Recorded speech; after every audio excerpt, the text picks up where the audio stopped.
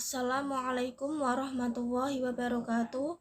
Kami dari kelompok 3 akan menjelaskan mengenai asas-asas berlakunya hukum pidana. Dengan anggota Husnul Khotimah NIM 73, Muhammad Syakir Ma'ruf NIM 80, Sri Hidayati NIM 82, saya sendiri Zuni Khairur Rahmah NIM 84, Yudhistira Gimnastiar Al-Habib NIM 85, dan Sigit Adi Prasetyo NIM 99.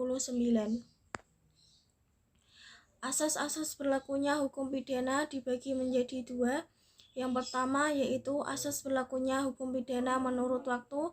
Yang kedua, asas berlakunya hukum pidana menurut tempat. Asas berlakunya hukum pidana menurut waktu diantaranya yaitu asas legalitas. Di dalam pasal 1 ayat 1 yang berbunyi, tidak ada perbuatan apapun yang dapat dipidana kecuali atas kekuatan aturan pidana perundang-undangan yang sudah dicantumkan. Penjelasan pasal 1 ayat 1 Kitab Undang-Undang Hukum Pidana.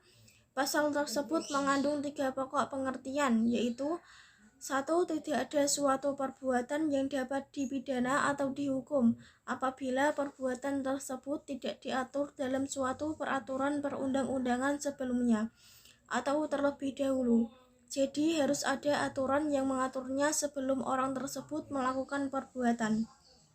Yang kedua yaitu untuk menentukan adanya peristiwa pidana atau delik atau tindak pidana tidak boleh menggunakan analogi.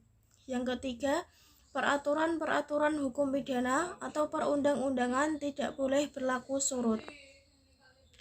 Asas nulum delictum nulla poena sine praevi lege punali. Suatu tindak pidana harus dirumuskan dalam peraturan perundang-undangan yang konsekuensinya 1. Perbuatan seseorang yang tidak tercantum dalam undang-undang sebagai tindak pidana juga tidak dapat dipidana. Yang kedua, ada larangan analogi untuk membuat suatu perbuatan menjadi tindak pidana. Peraturan perundang-undangan itu harus ada sebelum terjadinya tindak pidana.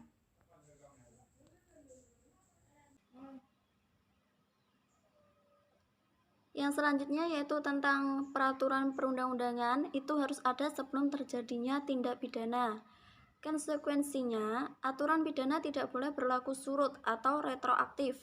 Dasar pikirannya yaitu 1. Dapat menjamin kebebasan individu terhadap kesewenang-wenangan penguasa. 2. Berhubungan dengan teori paksaan psikis bahwa si calon pelaku tindak pidana akan terpengaruhi jiwanya. Motif untuk berbuat tindak pidana akan ditekan apabila ia mengetahui bahwa perbuatannya akan mengakibatkan pemidanaan terhadapnya. B. Asas retroaktif, yang dimana aturan tentang tidak boleh berlaku surutnya suatu peraturan pidana ini dapat dikecualikan apabila ada peraturan atau perundang-undangan yang baru yang lebih menguntungkan terdakwa, maka peraturan atau perundang-undangan tersebut dapat berlaku surut. Yang kedua yaitu asas berlakunya hukum pidana menurut tempat itu ada 4 poin. 1. Asas teritorial. 2. Asas formalitas atau nasional aktif. 3. Asas perlindungan atau nasional pasif. Dan yang terakhir yaitu asas universal. Membahas asas yang pertama yaitu asas teritorial, yang dimana asas ini diatur oleh KUHP. Dalam pasal 2 KUHP yang berbunyi, ketentuan pidana dalam perundang-undangan Indonesia diterapkan bagi setiap orang yang melakukan suatu tindak pidana di Indonesia. Perluasan dari asas teritorialitas diatur dalam pasal 3 KUHP, yaitu ketentuan pidana perundang-undangan Indonesia berlaku bagi setiap orang yang di luar wilayah Indonesia melakukan tindak pidana di dalam kendaraan air atau pesawat udara Indonesia. Baik, saya Yudhistira Gimnastiar Al-Habib NIM 20207100085 akan melanjutkan dari penjelasan, yaitu yang pertama dari asas teritorial di atas, maka perundang-undangan hukum pidana berlaku terhadap semua perbuatan pidana yang terjadi dalam wilayah negara Indonesia atau termasuk di dalam kapal atau pesawat yang berbendera Indonesia. yang dilakukan oleh setiap orang, baik sebagai warga negara Indonesia maupun warga negara asing. Selanjutnya nomor 2, azas personal atau nasional.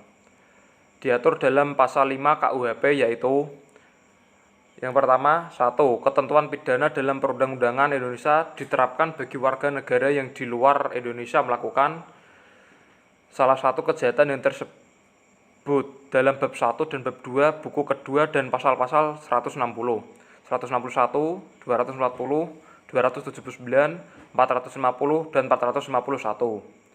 Salah satu perbuatan yang oleh suatu ketentuan pidana dalam perundang-undangan Indonesia dipandang sebagai kejahatan.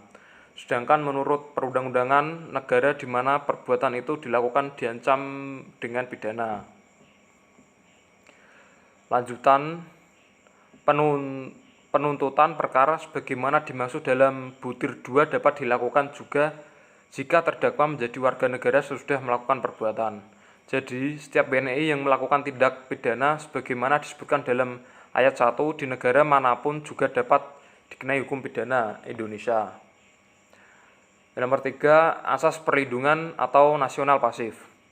Dikatakan melindungi kepentingan nasional karena pasal 4 KUHP ini memberlakukan perundang-undangan pidana Indonesia bagi setiap orang yang di luar wilayah negara Indonesia melakukan perbuatan yang merugikan kepentingan nasional, yaitu yang pertama, kejahatan terhadap keamanan negara dan kejahatan terhadap martabat atau kehormatan Presiden Republik Indonesia dan Wakil Presiden Republik Indonesia yang diatur dalam pasal 4 ke-1 ayat 1.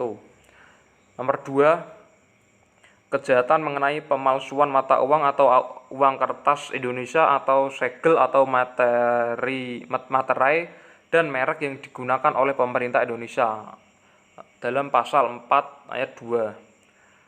Yang ketiga, kejahatan mengenai pemalsuan surat-surat hutang atau sertifikat-sertifikat hutang yang dikeluarkan oleh negara Indonesia atau bagian-bagiannya dalam pasal 4 ayat ketiga. Yang keempat, kejahatan mengenai pembajakan kapal laut Indonesia dan pembajakan pesawat udara Indonesia dalam pasal 4 ayat 4. Asas perlindungan ini bertujuan melindungi wibawa dan martabat negara Indonesia dari tindakan orang jahat yang dilakukan oleh warga negara Indonesia maupun orang asing yang mengancam kepentingan nasional Indonesia. Atas asas nasionalitas pasif in tidak melihat kewarganegaraan dari pelaku, melainkan melihat pada tindak pidana yang terjadi itu telah mengancam kepentingan nasional Indonesia.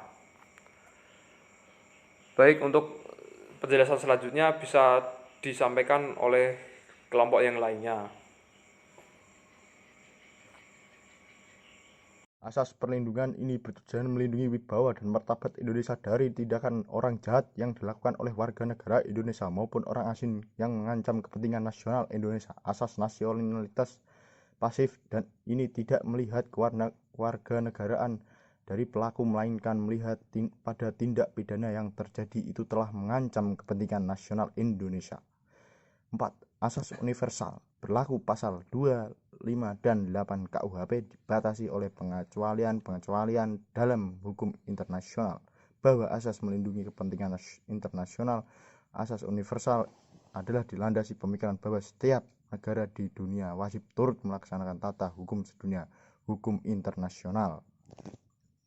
Asas ini melindungi kepentingan antar negara tanpa melihat kewarganegaraan pelakunya. Yang diperhatikan adalah kepentingan negara lain sebagai tempat dilakukannya suatu tindakan pidana tertentu. Tentang berlakunya hukum pidana menurut tempat dibatasi oleh hukum internasional sebagai dapat kita temukan dalam pasal 9 KUHP berlakunya pasal 2, 5, 7, dan 8 dibatasi oleh hal yang dikecualikan yang diakui dalam hubungan antar negara. Negara Indonesia juga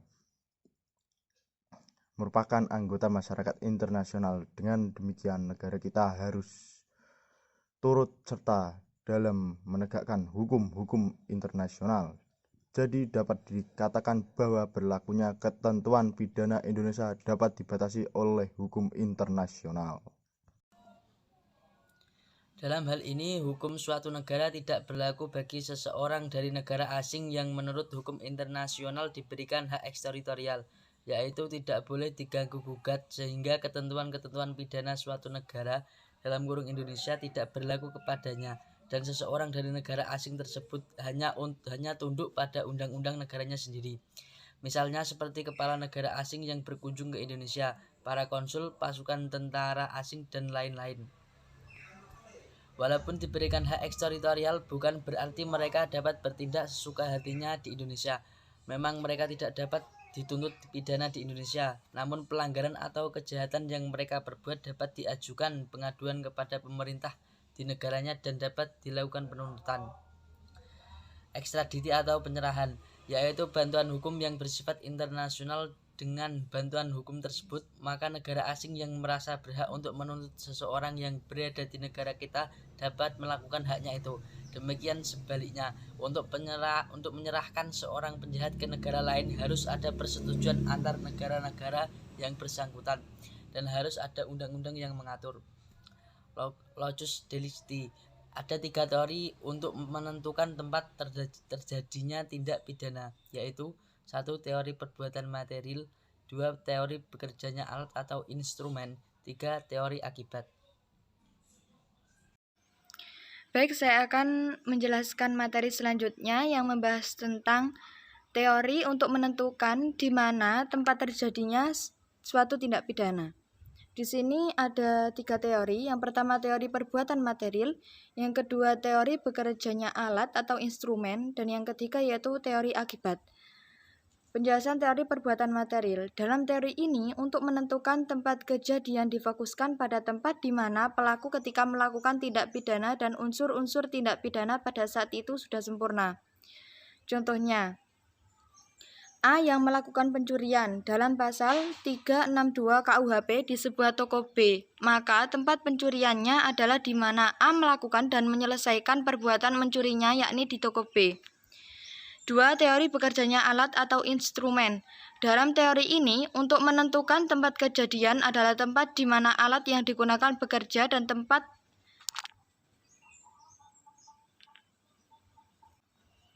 Dalam teori ini, untuk menentukan tempat kejadian adalah tempat di mana alat yang digunakan bekerja dan telah menimbulkan suatu tindak pidana. Contohnya, A yang berada di negara Korea Selatan melemparkan sebuah tali yang telah bersimpul bulatan di ujungnya untuk menjerat seekor rusa yang berada di negara Korea Utara. Kemudian, rusa tersebut ditarik hingga sampai ke wilayah Korea Selatan agar dapat dimiliki si A. Dengan demikian, tindak pidana dianggap telah terjadi di negara Korea Utara karena tali tersebut bekerja di area negara Korea Utara. Maka dari itu, pelaku dapat dihukum dengan ketentuan pidana di Korea Utara. Yang ketiga, teori akibat. Dalam teori ini, untuk menentukan tempat tindak pidana adalah tempat di mana tindak pidana itu menimbulkan suatu akibat.